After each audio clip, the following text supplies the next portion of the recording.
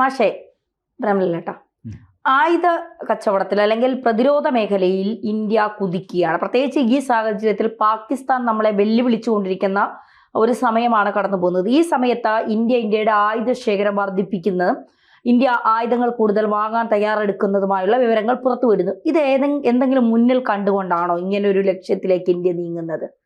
തീർച്ചയായിട്ടും ആണല്ലോ.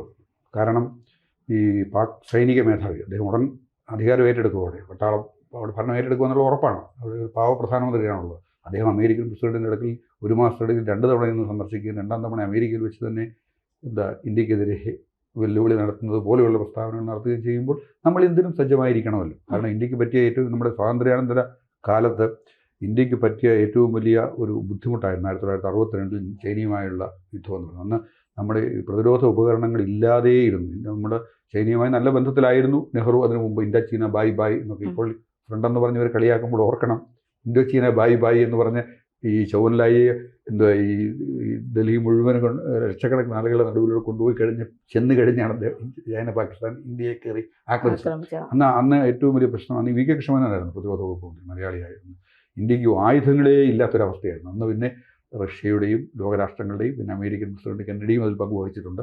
ഒക്കെ സഹായത്തോടാണ് ഇവർ ആ യുദ്ധം. എന്തെങ്കിലും 14,000 ചതുരശ്ര കിലോമീറ്റർ ഇപ്പോഴും ചൈനയുടെ കയ്യിലാണ് 62 യുദ്ധത്തിൽ. അതിനുശേഷമാണ് നമ്മൾ ഈ ആയുധ ശേഖരം വർദ്ധിപ്പിക്കുന്നത്. പിന്നീടൊരു പരാജയം ഇന്ത്യക്ക് യുദ്ധത്തിൽ പാകിസ്ഥാനുമായിട്ട് ഒക്കെയാണ് യുദ്ധം നടന്നുണ്ടായിട്ടില്ല. ഇപ്പോഴത്തെ അവസ്ഥയിൽ നമ്മൾ ഒരു വളരെ ഭീതിജനകമായ ഒരു അന്തരീക്ഷമാണല്ലോ. പാകിസ്ഥാൻ അണക്കെട്ട് സിന്ധു നദീ ജലം പാകിസ്ഥാൻ മുങ്ങിയാൽ ലോകത്തിൻ്റെ പകുതിയും കൊണ്ട് മുങ്ങുമെന്നാണ് പാകിസ്ഥാൻ പറയുന്നത്. അപ്പോൾ അങ്ങനെയാണ്. അപ്പോൾ അതുകൊണ്ട് ഇന്ത്യ വളരെ ശക്തമായ തരത്തിലുള്ള ആയുധ ശേഖരം വർദ്ധിപ്പിക്കുക, നമ്മുടെ പ്രതിരോധ സംവിധാനം കുറ്റമറ്റതാക്കുക. ആയുധ അതിൽ ഏറ്റവും പുതിയ സംവിധാനമാണ് ഈ ഫ്രാൻസുമായി ഉണ്ടാക്കിയിരിക്കുന്ന ആയുധ കരാർ. ആയുധ കരാർ എന്ന് പറഞ്ഞാൽ 30,000 കോടി രൂപയുടെ ഒരു കരാറാണ് ഫ്രാൻസുമായിട്ട് ഇന്ത്യ ഇപ്പോൾ ഉണ്ടാക്കിയിരിക്കുന്നത് ഏറ്റവും പുതിയ. അത് ഈ 114 ഈ പിന്നെ ഫൈറ്റർ ജെറ്റ് വാങ്ങുന്നതിന് വേണ്ടിയുള്ള കരാറാണ്. 114 വാങ്ങിക്കുന്നതിന് വേണ്ടി നേരത്തെ ഉണ്ട്. റഫാൽ ജെറ്റ് വാങ്ങുന്നതിന് വേണ്ടിയുള്ള കരാറാണ്. ഇത് എന്ന് പറയുന്നത് നമ്മുടെ ഈ കഴിഞ്ഞ ഈ പാകിസ്ഥാനെതിരായിട്ട് നമ്മൾ ഈ പഹൽഗാമിലെ ആക്രമണത്തിന് തിരിച്ചടി നടത്തിയ അവസരത്തിൽ വളരെ ഓപ്പറേഷൻ സിന്ധു അതിൽ ഇന്ത്യ ഒരു വലിയ നേട്ടം ഉണ്ടാക്കിയിരുന്നു. കാരണം പാകിസ്ഥാൻ്റെ ഒരു സംവിധാനമല്ല, പറക്കുന്ന റഡാർ എന്ന് പറഞ്ഞ് പാകിസ്ഥാനുള്ളൊരു സംവിധാനമുണ്ട്. എന്താ അതിന് പറയുന്നത്? ഈ അതെ, അത് തകർക്കാൻ കഴിഞ്ഞത് ഈ പിന്നെ ഒരു ഡ്രോൺ നമ്മുടെ മെയിൽ ഡ്രോൺ എന്ന് പറയുന്ന ഒരു സംവിധാനമാണ്. അതും 84 എണ്ണം പുതിയതായി വാങ്ങിക്കാൻ വേണ്ടി തീരുമാനിച്ചിരിക്കുകയാണ്. അപ്പോൾ അത് ഇന്ത്യയിൽ നിർമ്മിക്കുകയാണ്. ഈ വിമാനങ്ങൾ എന്ന് പറയുന്നത് റഫേൽ വിമാനങ്ങൾ എന്ന് പറയുന്നത് ഇന്ത്യയിൽ നിർമ്മിക്കാൻ ആണ് തീരുമാനിച്ചിരിക്കുന്നത്. അവിടെ നിന്നും ഫ്രാൻസുമായി സഹകരിച്ചു. അപ്പോൾ അതിന് അതിപ്പം പിന്നെ അദാനി ഡിഫൻസ് അവർക്കാണ് ഇത് കൊടുത്തിരിക്കുന്നത്. അതിനെ ചൊല്ലി ഇനി ആരോപണം ഉയരാൻ സാധ്യതയുണ്ട്. രാഹുൽ ഗാന്ധി പറഞ്ഞിട്ടുണ്ട് ഇത് മാത്രമല്ല അടുത്ത ബോംബുണ്ടെന്നാണ്. പുതിയ ബോംബ് ഇങ്ങനെ ചിരി പൊക്കൊണ്ടിരിക്കുകയാണ്. പക്ഷേ പുതിയ ബോംബ് ഇറക്കുമെന്ന് പറയുന്നത് ഇതാകാനാണ് സാധ്യത. കാരണം പക്ഷേ അത് കൃത്യമായൊരു കൊട്ടേഷനോട് വെച്ചാൽ പിന്നെ ടാറ്റാ ഇവരെല്ലാം പങ്കെടുത്ത ഒരു കൊട്ടേഷനിൽ നിന്നാണ് അദാനിക്ക് കൊടുത്തത്, അദാനി ഡിഫൻസിന് കൊടുത്തത്. അപ്പം അത് പിന്നെ നടന്നു വരികയാണ്. അതോടൊപ്പം ഇന്ത്യയുടെ ഈ 2 യുദ്ധ കപ്പലുകളുണ്ടല്ലോ, INS ഉദയഗിരി, INS ഹിമഗിരി. വിക്രാന്ത് ഇത് ചെയ്തിരുന്നു. ഈ ഓഗസ്റ്റ് മാസം 26-ാം തീയതി ഈ 2 സർവ്വസജ്ജമായ 2 കപ്പലുകൾ ഇന്ത്യയുടെ യുദ്ധത്തിലൊക്കെ ഇന്ത്യ നാവിക യുദ്ധം. അപ്പം INS ഉദയഗിരിയും INS ഹിമഗിരിയും അത് ഈ 26-ാം തീയതി ഓഗസ്റ്റ് 26-ാം തീയതി കമ്മീഷൻ ചെയ്യപ്പെടും എന്നാണ് നമ്മൾ കരുതപ്പെടുന്നത്. അങ്ങനെ പ്രഖ്യാപിച്ച് കഴിഞ്ഞു എന്നാണ് എനിക്ക് തോന്നുന്നത്. അപ്പം അങ്ങനെ കര, വ്യോമ, നാവിക സങ്കേതങ്ങളൊക്കെ സർവ്വസജ്ജമാക്കിക്കൊണ്ട് എന്തിനും തയ്യാറെടുത്ത് നിൽക്കുകയാണ് ഇന്ത്യ. അത് നമുക്കറിയാവുന്നതുപോലെ നമ്മൾ ആരെയും കയറി ആക്രമിക്കാറില്ലല്ലോ. അക്രമത്തെ പ്രതിരോധിക്കുകയല്ലേ ഇന്ത്യ ചെയ്യാറുള്ളൂ. അല്ലാതെ രാജ്യത്തൊരു സാമ്രാജ്യത്വ മോഹം ഇന്ത്യ ഒരിക്കലും കാണിച്ചിട്ടില്ലല്ലോ യുദ്ധത്തിലൂടെ. അതുകൊണ്ട് തന്നെ പക്ഷെ പാകിസ്ഥാനെ ഇപ്പം നമുക്ക് ഭയപ്പെടാതിരിക്കാൻ വയ്യ. പാകിസ്ഥാൻ ഭയമെന്ന് പറഞ്ഞാൽ എന്താണ്? അവർ എന്തിന് ഒരു സ്വയം വിനാശത്തോടു കൂടി തന്നെ അവർ ചിലപ്പോൾ ചെയ്തിരിക്കും. പിന്നെ പാകിസ്ഥാനെ അനുകൂലിക്കുന്ന ഒരു സമീപനം ഉണ്ടല്ലോ, ട്രംപിൻ്റെ ഭാഗത്തു നിന്നുണ്ടല്ലോ. അത് നമുക്കറിയാം. പ്രധാനമായിട്ടും ആ തീവ്രവാദ ആക്രമണത്തെ തുടർന്ന് നമ്മൾ നടത്തിയ പ്രതിരോധപരമായ ആക്രമണം പാകിസ്ഥാൻ്റെ തീവ്രവാദ കേന്ദ്രങ്ങൾ തകർത്തു. അത് നിർത്തിയതിൻ്റെ പിന്നിൽ തൻ്റെ പങ്ക് ഇന്ത്യ വിളിച്ചു പറയണമെന്നാണ് ട്രംപ് ആഗ്രഹിക്കുന്നത്. അത് പറ്റത്തില്ലെന്നുള്ളതാണല്ലോ ഏറ്റവും പ്രധാനപ്പെട്ട ഒരു കാര്യം. അത് തന്നെയല്ല, ഏറ്റവും പുതിയ ഡെവലപ്മെൻ്റ് എന്ന് പറയുന്നത് പിന്നെ ബലൂചിസ്ഥാൻ ലിബറേഷൻ ഓർഗനൈസേഷൻ, അതിനെ ലോക തീവ്രവാദ പട്ടികയിൽ പെടുത്തിക്കൊണ്ട് അമേരിക്ക പ്രഖ്യാപനം നടത്തിയല്ലോ ഈ ഇദ്ദേഹത്തിൻ്റെ സന്ദർശനത്തെ, പാക് സൈനിക മേധാവിയുടെ സന്ദർശനത്തെ തുടർന്ന്. അതൊരു പ്രധാന കാര്യമായിട്ടാണ് നമുക്ക് തോന്നുന്നത്. കാരണം ഈ 1 മാസത്തിനിടയിൽ തന്നെ 2 തവണ ഇവിടെ എത്തുകയും ഇങ്ങനെ പാകിസ്ഥാൻ അനുകൂലമായ ഒരു പ്രഖ്യാപനം നടത്തുകയും, നമുക്കറിയാവുന്ന പോലെ ബലൂചിസ്ഥാൻ എന്ന് പറയുന്നത് അവിടുത്തെ അത് പാകിസ്ഥാനെ വളരെ ഏറ്റവും ബുദ്ധിമുട്ടിക്കുന്ന ഒരു കാര്യമാണല്ലോ. ഈ തരത്തിലൂടെയൊക്കെ സമ്മർദ്ദം ചെലുത്തി വേണ്ടി വന്നാൽ ഇനി ഒരു യുദ്ധം തന്നെ നടത്തി ഇന്ത്യയെ കൂടുതൽ സമ്മർദ്ദത്തിലാക്കാൻ ശ്രമിച്ചു കൂടുന്നില്ല.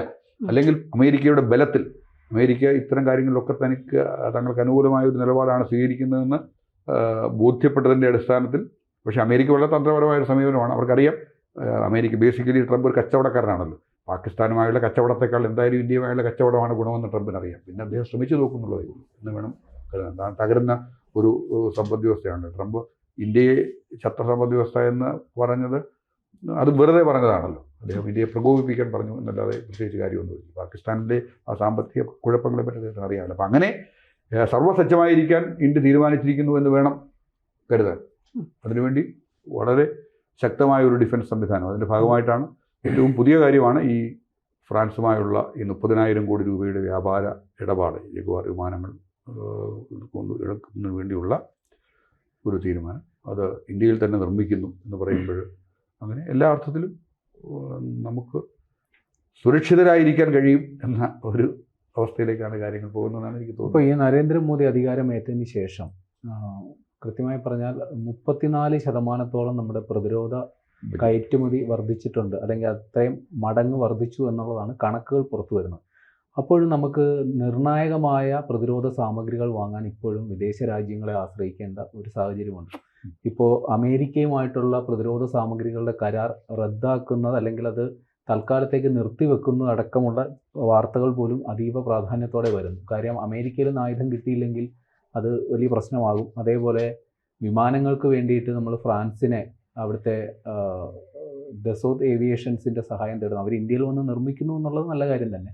അപ്പോൾ എന്തുകൊണ്ടാണ് നമുക്ക് സ്വയം അങ്ങ് വികസിക്കാൻ പറ്റുന്നില്ല ഈ കാര്യത്തിൽ? ഇപ്പോഴും നമുക്കൊരു വിദേശ സാങ്കേതിക വിദ്യയുടെ പിന്തുണ കൂടിയേ തീരൂ എന്നുള്ളൊരു സാഹചര്യമുണ്ടോ? അല്ല, ഞാൻ പറഞ്ഞല്ലോ, തീർച്ചയായിട്ടും ഞാൻ ആദ്യമേ പറഞ്ഞില്ലേ, ഈ 62-ലെ ഇന്ത്യ ചൈന യുദ്ധത്തിൻ്റെ കാര്യം പറഞ്ഞില്ലേ.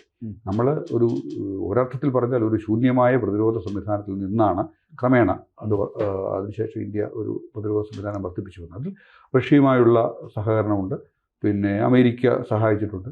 അങ്ങനെ പിന്നീടാണ് ഈ പ്രതിരോധ രംഗത്തേക്ക് ഇന്ത്യ കൂടുതൽ ഊന്നൽ നൽകിയത്. ഈ 1962-ലെ നമ്മൾ പറഞ്ഞതുപോലെ ആ യുദ്ധത്തിന് ശേഷമാണ് ഇന്ത്യ ഈ പ്രതിരോധ ഉപകരണങ്ങളുടെ അപര്യാപ്തതയെപ്പറ്റി നമ്മുടെ രാജ്യം ചിന്തിച്ച് തുടങ്ങിയത്. അതിനുശേഷം പ്രധാനമായിട്ടും നമ്മുടെ സൈനിക കരാറുകളെന്ന് പറയുന്നത് പിന്നെ റഷ്യയുമായിട്ടായിരുന്നു. പിന്നെ ഇസ്രയേലുമായിട്ട് ഏറ്റവും ഒടുവിൽ ഇസ്രയേലുമായിട്ടായിട്ട് പങ്കാളിത്തം കൊണ്ട് ഇന്ത്യക്കുണ്ട്. ഏറ്റവും ഒടുവിൽ ഇപ്പോഴാണ് ഈ അമേരിക്കയുമായുള്ള സഹകരണത്തിൽ അല്പം കുറവ് വരുന്നുവെന്ന് തോന്നിയിട്ടാകാം ഫ്രാൻസുമായിട്ട് ഒരു വലിയ കരാർ നമ്മൾ ഒപ്പിടുന്നത്. ഞാൻ പറഞ്ഞത് പിന്നെ അങ്ങനെ നമ്മൾ സ്വയം പര്യാപ്തമായിക്കൊണ്ടിരിക്കുകയാണ്, പൂർണ്ണമായും ഇന്ത്യയിൽ തന്നെ നിർമ്മിക്കത്തക്ക വിധത്തിലായിക്കൊണ്ടിരിക്കുകയാണ്. എന്തായാലും ഈ അമേരിക്ക പോലും പ്രതിരോധ ഉപകരണങ്ങൾ വിദേശത്ത് നിന്ന് വാങ്ങുന്ന അവസ്ഥയുണ്ടല്ലോ. അമേരിക്കയ്ക്ക് പോലും, ഇത്രയും വലിയ ശക്തിയായ അമേരിക്കയ്ക്ക് പോലും പ്രതിരോധ ഉപകരണങ്ങൾ വാങ്ങിക്കുന്ന അവസ്ഥയുണ്ട്. അപ്പോൾ അതൊരു കുറവായി തോന്നുന്നില്ല ഇപ്പോഴത്തെ അവസ്ഥയിൽ. പിന്നെ ഈ പുതിയ സംവിധാനത്തിൻ്റെ ഭാഗമായിട്ട്, ഈ പുതിയ ലോകക്രമത്തിൻ്റെ ഭാഗമായിട്ട് നമുക്കറിയത്തില്ല ലോക ബന്ധുക്കൾ അല്ലെങ്കിൽ ശത്രുക്കൾ ഇതെങ്ങനെയാണ് വേർതിരിയുന്നതെന്ന് നമുക്കറിയാൻ വയ്യാത്തതുകൊണ്ട് നമ്മൾ സർവ്വസജ്ജമായിരിക്കാൻ ശ്രമിക്കുക. അതിൻ്റെ ഭാഗമായി വിദേശത്ത് നിന്ന് ലഭ്യമായ സഹായങ്ങൾ സ്വീകരിച്ചുകൊണ്ട് തന്നെ അത് നമ്മൾ സ്വയം പര്യാപ്തരാകാൻ ശ്രമിക്കുക. അതിനാണ് ശ്രമിച്ചുകൊണ്ടിരിക്കുന്നത്.